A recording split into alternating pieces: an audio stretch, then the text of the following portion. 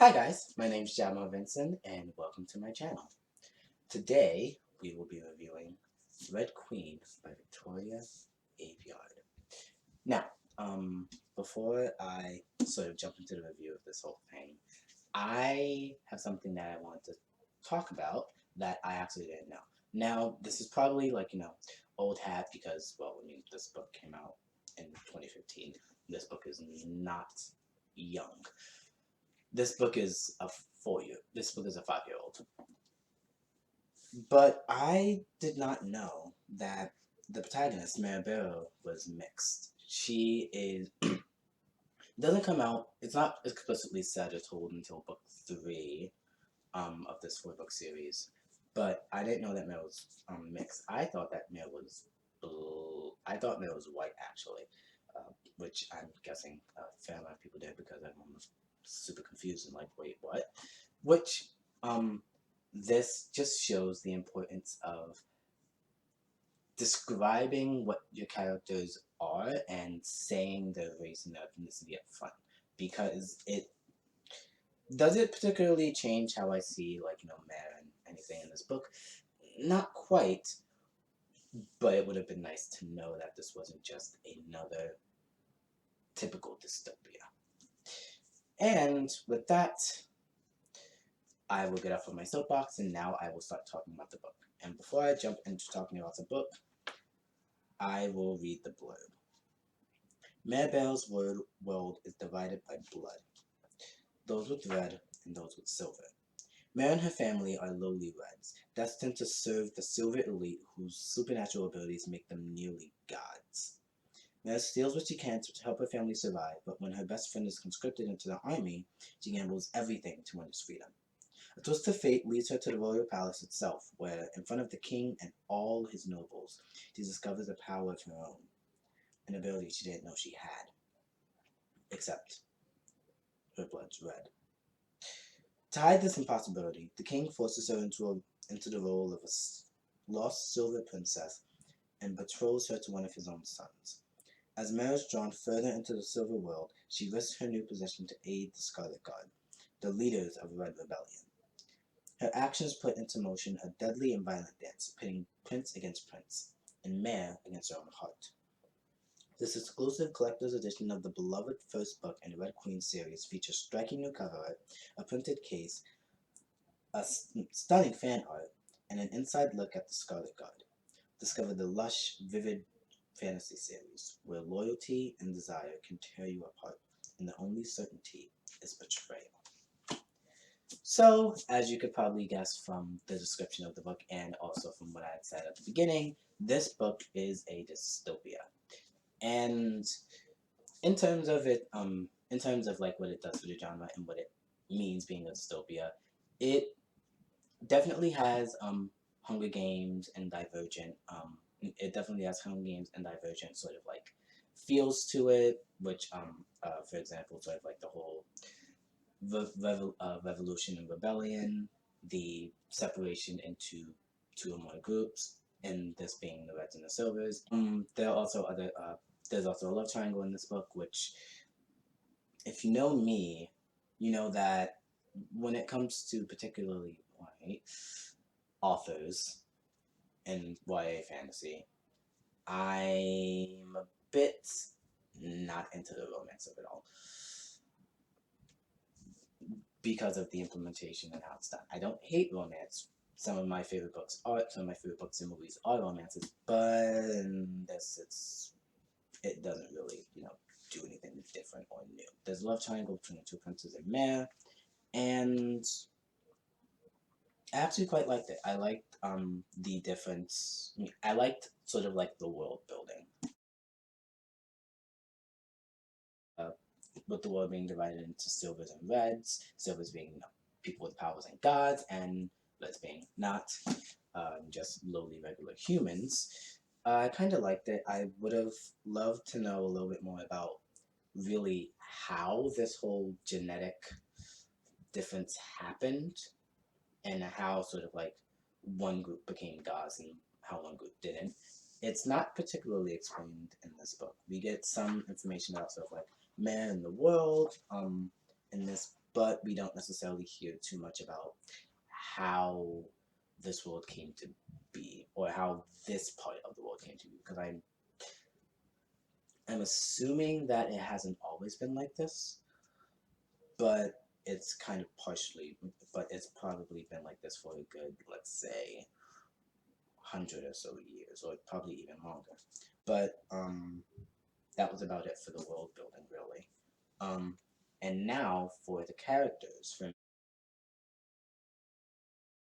Mare, um, I liked Mare at the beginning of the book. At the end of the book, not so much. Mare at the beginning of the book was this sort of like smart, resourceful, um, witty, sarcastic girl that we come across. We open the book with her pickpocketing someone. Pickpocketing. That's what the first thing our protagonist does. That's the first thing she does. And she obviously had like no disdain for the silvers and everything. And she had a clear disdain for the silvers. She didn't want her friend to be conscripted. She didn't want any of that for her friends.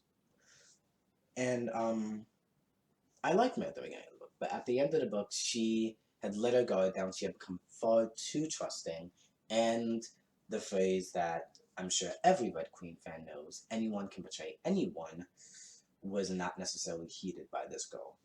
And it actively made me mad, because whenever she was trusting people, things went south bad and quickly, even at the end of the book. And it actively frustrated me, because where was the Mare that didn't trust these people? Where was she? Was she hiding under a rock somewhere? I don't know where this girl went. And it honestly really made me mad that she had changed for the worse. In terms of her character development in the book, I don't really feel like her finding out that she was a silver really, well, part silver, really did anything for her character development or for her character wise. I'm not quite sure what her arc was really supposed to. I mean, of course, her arc was supposed to be sort of like going and getting into the rebellion, but I don't quite know. At least I couldn't see it. But granted, it might have been because I haven't read this book in about a year. Um, I personally couldn't see how her finding out that she was a silver, her finding out that she was. I mean, granted, the whole silver thing. Everyone's saying like, "Hey, what's gonna put you in this role?" But I get the feeling that she actually really truly is part red and part silver, because, well, we find out that there are more of her, and her family doesn't display these same capabilities or abilities. Um, but I did not feel like her finding this stuff out really altered her in any way. It didn't make her question sort of like how this had happened, what had happened, really anything with her family. Granted, she was away from her family, and her family was like back home, but I don't see how this information, how this reveal did anything for her character when she found this stuff out. But enough about Mare. On to the other characters. Uh, Cal, Maven, the two princes. They are, well, they're the princes, and Cal Cal, Maven, the princes, the teachers, Evangeline, uh, Evangeline being Mare's sort of antagonist, personal antagonist. They all fit into their archetypal roles really well. They served their purpose really well, but they didn't necessarily have much development, I felt, beyond sort of what their role had described. And I'm not one of those people that says that believes that people being archetypes is a bad thing. Archetypal roles can work quite well. Dreamer has its archetypal roles in sort of Maya, well, in Rosemary, and yeah. Dreamer, my book, has its archetypal roles in Rosemary, Caitlin, Bailey, etc., etc., etc. But in Red Queen, it didn't necessarily feel like they sort of began to evolve past their roles, with the exception of sort of like the person who came in the big reveal. Which spoiler alert,